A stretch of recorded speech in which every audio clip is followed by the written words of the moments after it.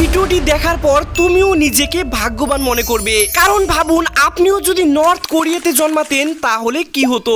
আসলে সেখানকার সরকার এই গোলু মোলু টোলু কিম জং উন সে প্রথমে ঠিক করে দিবে যে তোমাকে কেমন দেখাবে, কি পরবে এবং কেমন হেয়ার কাট রাখবে, সবকিছু তাদের দেওয়া নির্দিষ্ট অপশনের মধ্যেই করতে হবে।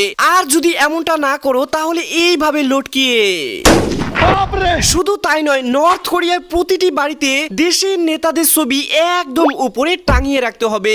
আর যদি সেই ছবিতে সামান্য মাত্র ধুলো পাওয়া যায় বা ধরো বাড়িতে আগুন লেগেছে আর তুমি তোমার পরিবারকে খুব কষ্ট করে বাঁচালে কিন্তু সেই ছবিগুলিকে বাঁচাতে পারলে না, তাহলেও এই অপরাধে north Korea internet, social media, TV এগুলো কোনো জিনিসই স্বাধীনভাবে ব্যবহার করতে পারবেন না। শুধু সরকারের দেওয়া 3 থেকে 4টি চ্যানেল আর কিছু নির্দিষ্ট ওয়েবসাইট, এইরকম অনেক আইন রয়েছে যেগুলি দিয়ে প্রতিনিয়ত সাধারণ মানুষকে শাস্তি দেওয়া হচ্ছে। তাই আলহামদুলিল্লাহ বলে সেই মহান আল্লাহ তাআলার শুকরিয়া করুন যিনি আমাদেরকে স্বাধীনভাবে চলতে এবং মহান আল্লাহ তাআলার ইবাদত করার রাস্তা খুলে রেখেছেন।